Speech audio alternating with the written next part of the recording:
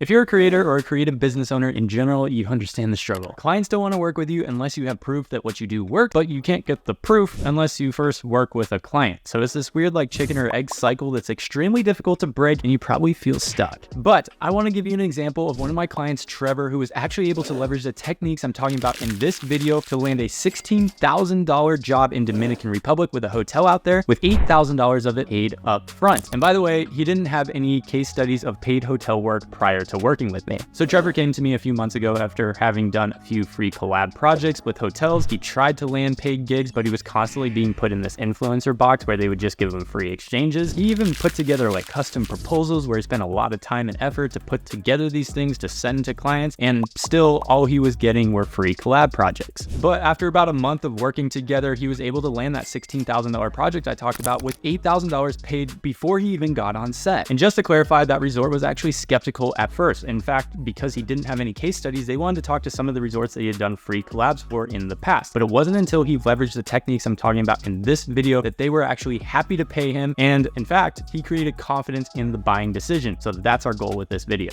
So in this video, I'm going to show you 6 strategies that you can use to generate case studies, even if you've never done client work before. So before we get started though, let me just first clarify, there is a difference between a portfolio and a case study. A lot of times people lump them as the same term, especially in the creative industry, but they're actually different. So a portfolio is really just a body of work in a certain genre. So as an example, let's say a client wants to see your portfolio of food photography. Well, you'll send them a gallery of images that are in that niche. Or for example, they want to see your commercial video projects, then you'll send them a video, right? So that's the portfolio. But a case study on the other end is not necessarily about your content solely, but more so about the tangible results that content has driven for the company. So this could be in the form of a testimonial, or a lot of times it could be in the form of business metrics like sales or marketing. So before we dive into these 6 tactics, let me just first explain how to build your portfolio just in case you don't have that, because it's a lot easier to do, pretty straightforward, and it's kind of a prerequisite to being able to build these case studies. So real quick, the first thing you need to do is understand the niche you're getting into, what types of brands play in that niche, and also the style that they work with, right? A lot of people ask, well, I like everything, can't I just shoot a bunch of different stuff? And the answer to that is yes, you can while you're getting started and figuring out what you like. But when you're really trying to create a business out of this, I'd recommend finding 1, maybe 2 niches to really hone in on so you can understand how you can solve the problems for that market, and then you can expand from there. So now that we understand the niche and the brands that play in there, now we need to create spec work, which essentially is just a fake ad or a fake piece of content that would realistically be able to live on the brand's website or on their socials. So we'll just take a look at what their current existing content is and look at framing, style, storytelling, all that kind of stuff, and try to create stuff that would fit in line with what they currently have to make sure that our spec work actually would resonate with the target client that these brands are actually going after. So this applies to apparel, consumables, basically anything that's a product. But what about more location-based things like, say, a resort or a local business? Well, I'll just give you an example for a resort. What we could do is literally just go to a local hotel that you have. Most metropolitan areas have one. Walk in and shoot content that, again, would align with what they would probably use. And also stuff that you would like to be able to pitch in the future, right? If you want to take this even a step further, you could try to meet with the marketing manager or the general manager and ask if you can have access to suites or rooms or restaurants or whatever it might be, and just offer to give them content in exchange for you being able to use that on your portfolio. And to be honest, you don't need to go super crazy with this. Like, people spend months building out their portfolio. You really only need 2 or 3 examples to be able to show, hey, I've done this type of work before. Here's a gallery from this job, and this is what you can expect from working with me. That's the entire point of a portfolio. So now that we understand how to build that portfolio, let's get into how to actually build case studies, which again is the tangible business results that you bring a client. Now, obviously it's very difficult, nearly impossible to get case studies without actually getting client work first. So that's what we're going to be hopping into the rest of this video. So let's first think, what is the main purpose of a case study, and why would you want a case study versus just portfolio? So yes, obviously you're proving that you know what you're doing to the client, but even more so than that, on a deeper level, you're actually creating confidence in a buying decision. So people buy confidence, and likely if you are just getting started, you don't have those case studies, you're probably going to use a combination of a few of these 6 techniques that I'm about to share. So let's dive in.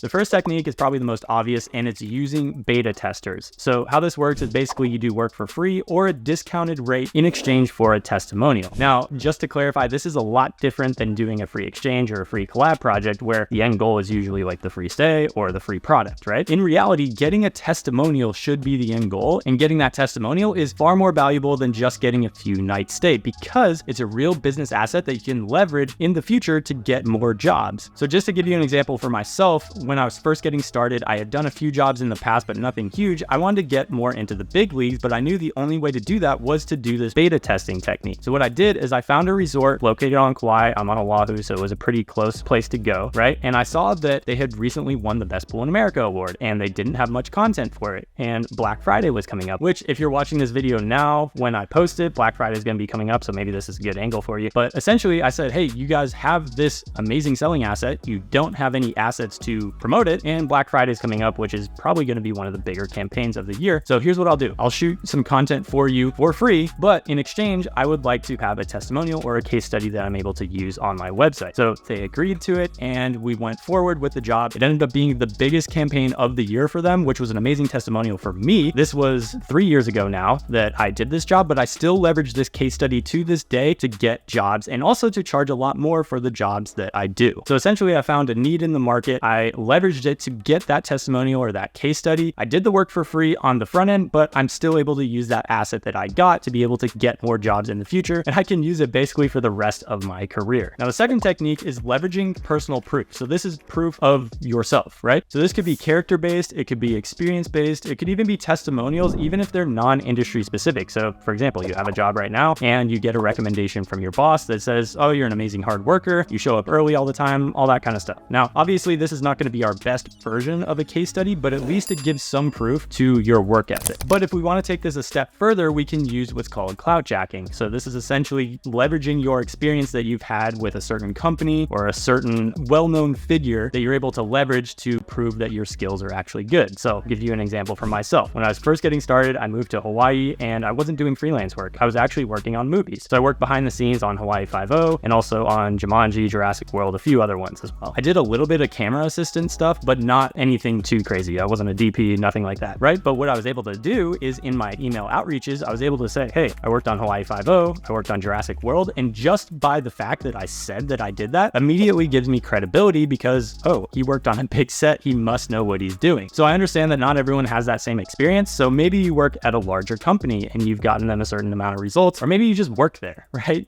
Anything that you can do to cloutjack something that you have experience with or have worked with in the past is an amazing way to do it. Now, what I'll see a lot of creators do is put like some smaller companies as companies that they've worked with in the past, which is fine. But the problem is if they're not name recognizable, it doesn't have as big of an impact as saying, hey, I worked on Hawaii 5-0. Now, was I the strategist? Was I the scriptwriter, director, DP, any of that? No, absolutely not. But I don't have to mention that. All I have to say is that I worked there, and then that gives me credibility just right off the bat. The third way is proof of concept. So this is when you find bigger brands, bigger industry players that have made quotations or have thoughts on a topic, and you're able to leverage that to prove your concept. So let's say that you're trying to sell the idea of short form video to a resort. A lot of resorts, I don't know if you know this, but they don't actually leverage short form video in the way they probably should. And a lot of times they're just posting guest photos or just, pictures in general, or they're doing short form video, but it's just like panning around. It's really not that great. So one of the ways that you can leverage the proof of concept is what I personally do is I quote Adam Mosseri, who, if you don't know, is the CEO of Instagram. And basically the CEO of Instagram said in a quote that Instagram is no longer a photo sharing platform only, but they're actually going towards video. So I just put that quote in my proposal, and that immediately gives proof of the concept that short form video is something that you need to go after. Another example is that you can go and you can find case studies from marketing agencies or content production agencies and find if they're doing a strategy similar to what you're trying to do. Look at their case studies, see the results that they were able to get their clients, and then apply that to the strategy that you're bringing to your client. And then basically it proves your strategy to be valid because that same strategy worked for a bigger organization. So you can kind of like jack their case study. Obviously, you're not going to claim it as your own, but you can prove the concept through that. So in the case of my client Trevor that I talked about that landed that deal in Dominican, we actually found a similar resort that was killing it on social media and doing really well. And we compared that to the resort that he was going after and saying, hey, if you implement a strategy that I want to implement with you guys, you could get similar results to this brand. So again, our entire goal here is to create that confidence through proving that our concept actually works by showing case studies of where it has worked in the past. Now, the fourth way you can go about this is creating a proprietary system. So like we talked about, people buy confidence. And one of the best ways to create confidence is when you can show them the path from the current state that they're in to their desired situation, give them the entire layout of it, and then decommoditize yourself. So a lot of creators are commodities, right? They shoot pictures, they shoot videos, whatever it is. And that's their pitch. But when you decommoditize yourself, you can actually pitch yourself as something completely new and different. You're no longer just a creator, but you're actually a completely new service, which I'm going to talk about in step number 6. So one of the easiest ways to do this is to actually just give a visual of what your customer journey looks like. What is their point A? What is their point B? And what are the steps in between? And how can you help them visualize that success for themselves? And then you just give this unique mechanism a catchy name so it's completely different than anything else on the market. So while everyone else is out here pitching, hey, I can shoot 15 Instagram reels for you, what I did is I actually renamed it to the Social Accelerator Program, which is, yes, I am shooting reels for you, but I'm also doing a whole lot more. And this is the entire process of how it works. I lay it out visually so they can actually visualize that success for themselves. It's a completely proprietary system, which although I'm essentially doing something similar to a lot of other people with a few add-ons, it just feels completely different to the client. So because it feels different, it feels like a new opportunity, and it gives confidence to the client to be able to move forward with me because they're like, wow, he actually thought this through. Now, the 5th one is pretty controversial, and that is having a guarantee. And to be honest, most creators don't even have a guarantee of any kind. And especially if you're first starting out, that is like a surefire way not to get hired, because the less social proof you have, the better your guarantee has to be. So let's think this through. Business is always a risk. A company hiring you is always at risk of not making back their money, but the risk is so much higher, or at least the perceived risk is so much higher when you don't have the case studies to back it up, right? So you have to be able to reverse that risk by using what's called a guarantee. Now, most people are super lazy with this, and they're just like, hey, I'll give you a 30-day money back guarantee, or they just won't give a guarantee whatsoever. Neither of those are what you want to do. Just as a disclaimer though, if your guarantee doesn't scare you, if you're not up at night being like, crap, should I really have offered that? Then you probably should rethink your guarantee, because you want to make the client so confident in working with you that they'll want to pay you, right? And then obviously you're not going to guarantee something that you can't produce, but you want to push it to actually, get you results for the client, because that's the goal. So how do we figure out what our guarantee will be? Well, it's pretty easy. Just figure out what the number one objection that a client would have to working with you would be, and then just reverse the risk on it. So depending on what your unique offer is, it might look a little bit different. So let's just say, for example, it's a content only offer, right? And because you don't have any case studies or really much portfolio work, maybe the number one objection a client has to working with you is, we don't know if your work is good enough to be able to work with us. So a way you can reverse the risk is, hey, we're going to do unlimited revisions until you're happy. Now, could a client take advantage of this? Yeah, absolutely they could. And some do, but it's pretty rare. And I would rather do that to get a client, at least in the beginning. And then you can always remove your guarantees as you get better and better, or change up your guarantees as you get more clients. But at least in the beginning, you got to get scrappy and do whatever you can to get that client, right? Another example would be if you have a marketing offer. So maybe you're doing content, but you also might be managing their social page, or maybe you're doing strategy for them, or maybe even ads, right? So maybe instead of the number one objection being, I don't know if you can deliver, the number one objection is more so, I don't know if this will work for us. So how you can reverse that risk is just say, okay, we're going to take your average page engagement and we're going to increase it by 10% over the course of the next 3 months. And if we don't, then we'll work for free until we do. So again, when we're making these guarantees, we want to make sure it's something that we can actually hit, and we hit benchmarks that the client has to do in order for us to be able to succeed. And we don't want to overpromise, underdeliver, obviously, but we want to make it good enough that the client feels confident that they're actually going to get an ROI on their investment. And that brings me to the 6th and final way that you can do this, which is to just have a better offer, or to what I call build a brand bridge. So I don't care what anyone says, media kits, gear,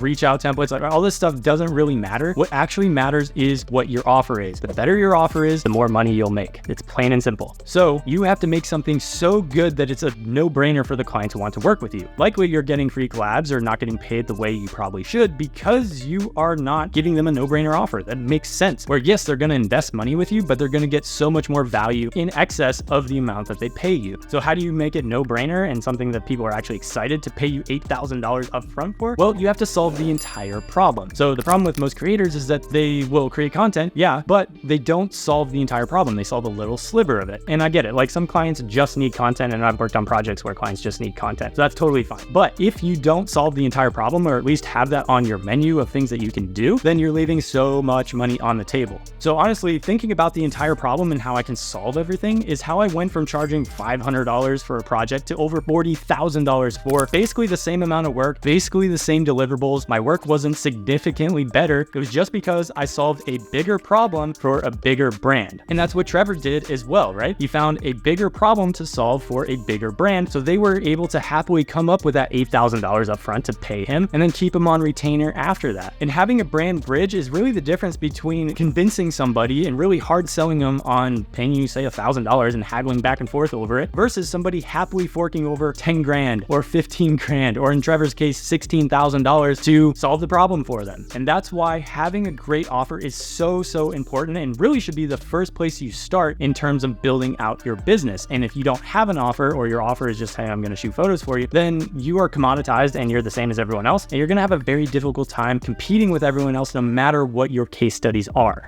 Hey, real quick, if you're a content creator that maybe has some portfolio work, maybe even have these case studies, but you feel like you're stuck in that $3,000 to $5,000 a month range, you can't get the clients that you actually want and the consistency, then I want to show you how you can add an additional $7,000 to $10,000 a month to your current business with very little effort on your part. And these are the exact strategies, frameworks, everything that I used to work with companies like Royal Caribbean, Westin, Four Seasons, Hyatt, all kinds of different companies, and charge upwards of $40,000 for a single project. It's the same frameworks that helped Trevor be able to land that $16,000 deal in Dominican Republic that I talked about earlier. And it's the same techniques and frameworks that you can use in your business right now today to start leveraging and add that additional revenue to your business. So if that sounds interesting to you, check the link in the description below. Got a free training on exactly how that can be applied to your business. And if it makes sense, maybe we can work together. So I hope you got a lot of value out of this video. If so, like the video and subscribe to the channel, because we got a bunch more tactical stuff on the channel that'll help you out as well. If you know a content creator that could benefit from the stuff that I talked about in this video, then do me a favor and also do them a favor, please, and send it to them. I'm sure they would love you for it, and I hope that I would love you for it as well, because we get more reach to the channel. So I appreciate you guys. Thank you so much for watching. Thank you so much for spending your time with me, and I will see you in the next one. Peace.